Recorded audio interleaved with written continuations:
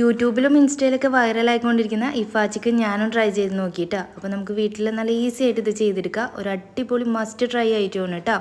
എന്തായാലും ഒന്ന് ട്രൈ ചെയ്ത് നോക്കിക്കോ. അപ്പോൾ അതിനായിട്ട് ഇതാ വലിയ പീസായിട്ട് കട്ട് ചെയ്ത് ചിക്കൻ എടുത്തിട്ടുണ്ട്.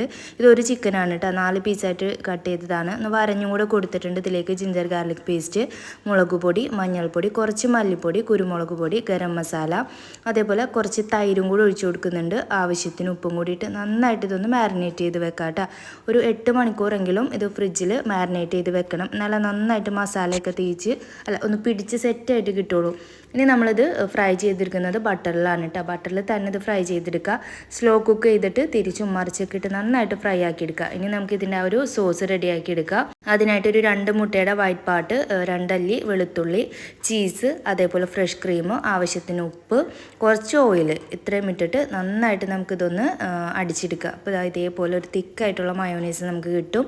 ഇനി ഇത് ചിക്കനൊക്കെ നന്നായിട്ട് ഫ്രൈ ചെയ്ത് കഴിഞ്ഞ് കഴിഞ്ഞിട്ടുണ്ടെങ്കിൽ നമുക്കിതിൻ്റെ മുകളിൽ കൂടെ ഒഴിച്ചു കൊടുത്തിട്ട് നമുക്കിത് അടച്ചു മൂടിയിട്ട് ഒന്ന് കുക്ക് ചെയ്യാം കേട്ടോ. ഒരു 5 മിനിറ്റ് മതിയാകും. ഒന്ന് ചെറിയ ഫ്ലെയിമിൽ വെച്ചാൽ മതി കേട്ടോ. എന്നിട്ട് ഇതേപോലെ എടുത്തിട്ടുണ്ടെങ്കിൽ നല്ല അടിപൊളി ടേസ്റ്റിലുള്ള ഇഫ ചിക്കൻ റെഡിയായി. വീട്ടിൽ എന്തായാലും ഉണ്ടാക്കി നോക്കുക. എന്നിട്ട് ഫീഡ്ബാക്ക് അറിയിക്കുക. അപ്പോൾ അടുത്ത വീഡിയോയിൽ കാണാം. അതൊരു ടാറ്റാ.